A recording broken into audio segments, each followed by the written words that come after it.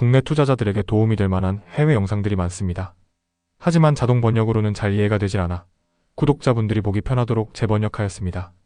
모두 성공 투자 되시길 바랍니다. 이 영상에서는 큰 가격 변동으로부터 이익을 얻을 수 있는 간단한 돌파 거래 전략을 보여드리겠습니다. 먼저 돌파란 무엇인지 알아보겠습니다. 돌파는 자산의 가격이 주요 지지선이나 저항선을 넘어설 때를 의미하며 이는 보통 큰 가격 변동으로 이어집니다. 예를 보여드리겠습니다.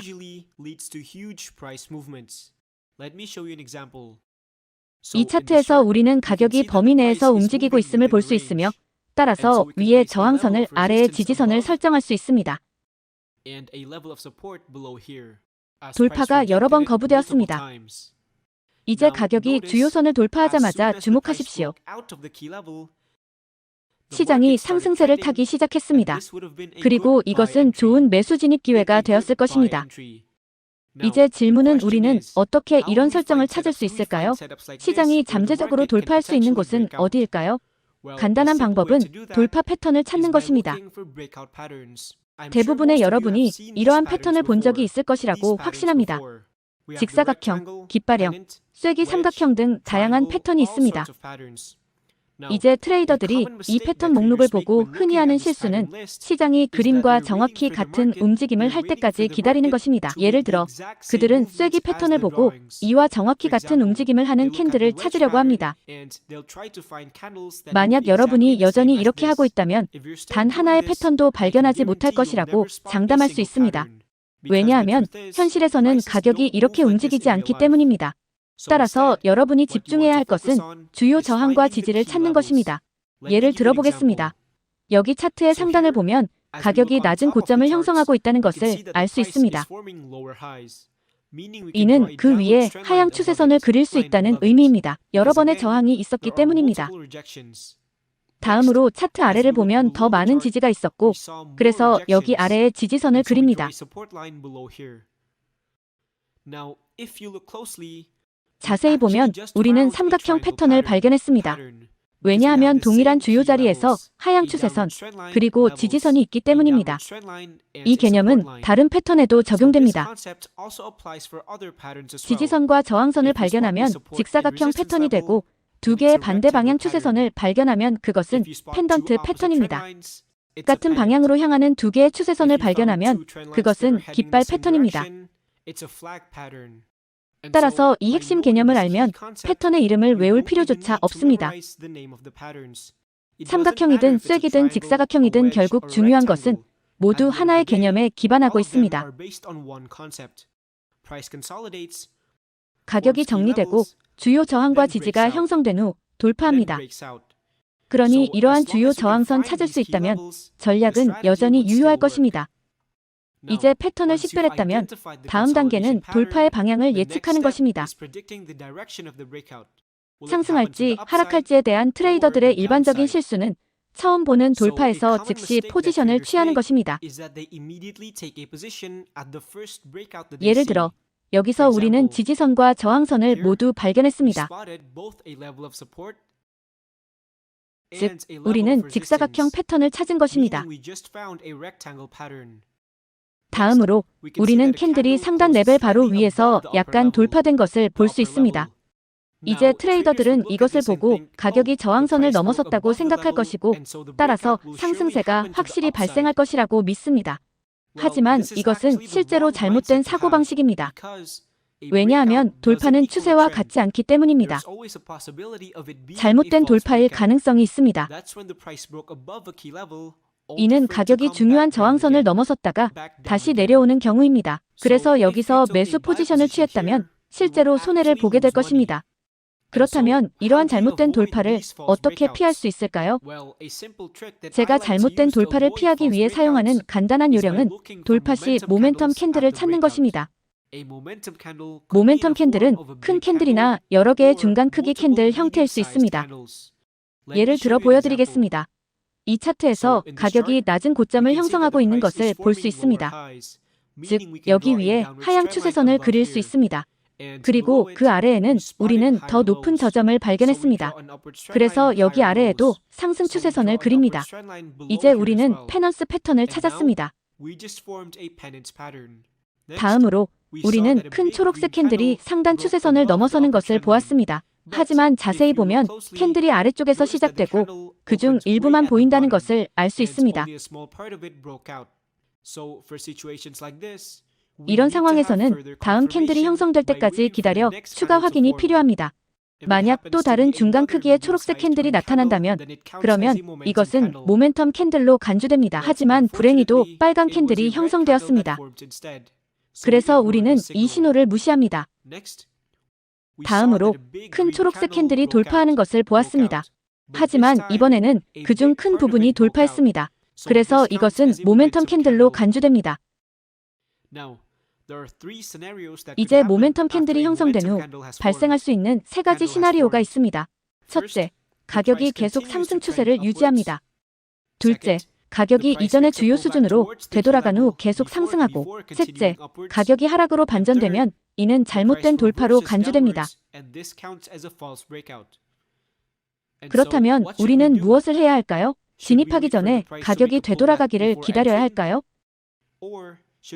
아니면 지금 바로 진입해야 할까요? 개인적으로는 다음에 어떤 일이 일어날지 예측하려고 하기보다는 내 진입 가격이 어떤 일이 일어나더라도 항상 우위를 점할 수 있도록 내게 유리한 가격을 지키는 것입니다.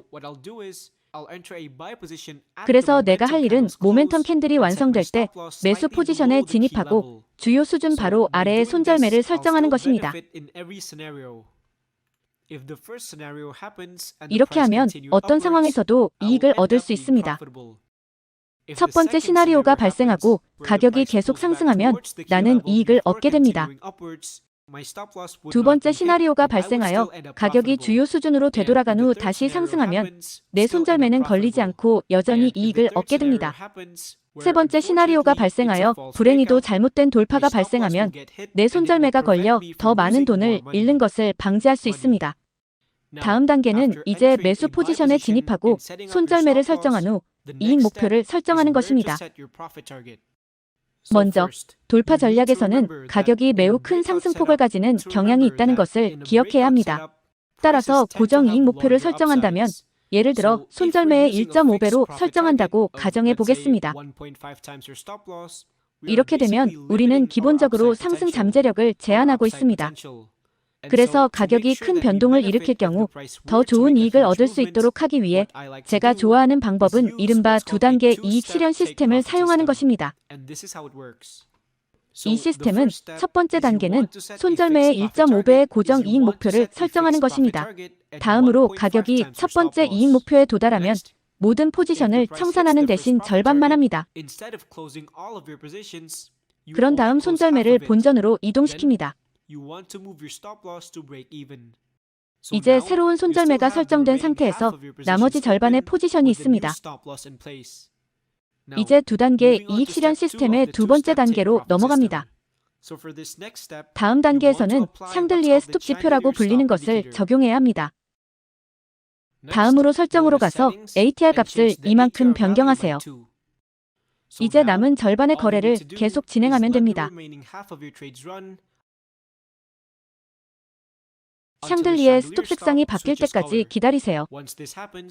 색깔이 바뀌면 남은 포지션을 청산하고 이익을 챙깁니다. 이렇게 함으로써 가격이 큰 움직임을 보일 때 더 큰 이익을 얻을 수 있었습니다. 왜냐하면 절반의 포지션이 여전히 있었기 때문입니다. 만약 첫 번째 이익 목표에서 모든 포지션을 청산하였다면 이 상승 잠재력을 놓쳤을 것입니다. 이 예시에서는 가격이 되돌림 없이 곧바로 상승한 것도 볼 수 있습니다. 대부분의 돌파가 되돌림 없이 발생하기 때문에 즉시 포지션에 진입하는 것을 저는 선호합니다. 그러므로 포지션에 들어가기 전에 항상 조정을 기다리고 있다면 많은 잠재력과 기회를 놓칠 가능성이 높습니다.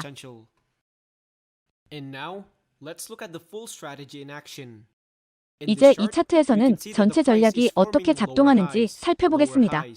이 차트에서 가격이 낮은 고점을 형성하고 있음을 볼 수 있습니다. 즉, 그 위에 하향 추세선을 그릴 수 있습니다. 아래를 살펴보면 여러 번의 반등으로 지지선도 발견했습니다. 그래서 우리는 방금 삼각형 패턴을 찾았습니다.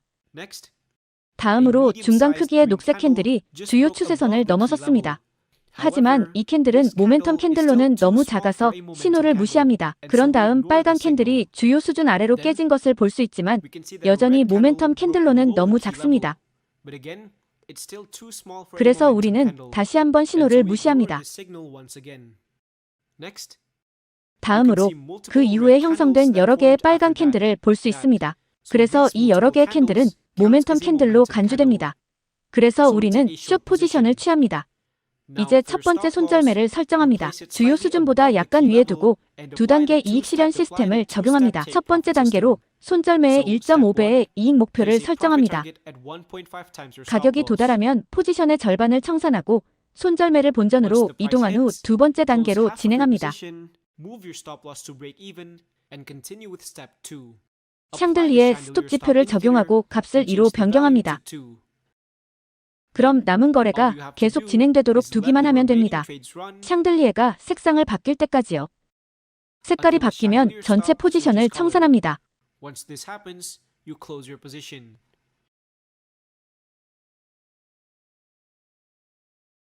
사람들이 자주 묻는 질문 중 하나는 돌파가 어떤 이유로 왜 발생하는가 하는 것입니다. 자, 설명해 드리겠습니다. 가격이 조정 기간에 있을 때는 구매자와 판매자가 모두 동등하게 강하다는 것을 의미합니다. 하지만 일단 하락세로 돌파가 발생하면 갑자기 판매자들이 더 강해지고 판매자들이 강해짐에 따라 지지선에서 매수한 구매자들은 대부분 손절매가 주요 수준 근처에 설정되었기 때문에 포지션을 청산해야 합니다.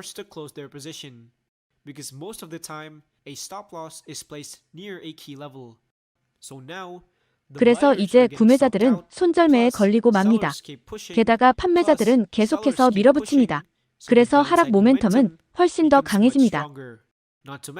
말할 것도 없이 이런 기회를 본 돌파 거래자들인 우리도 참여하기로 결정합니다. 그래서 이러한 모든 요소가 결합되어 가격이 점점 더 낮아지게 되고 이는 돌파 패턴을 형성하게 됩니다. 따라서 모든 전략 뒤에는 항상 심리적인 이유가 있습니다. 사람들이 자주 묻는 또 다른 질문은 어떤 상품으로 이 전략을 거래해야 할까요?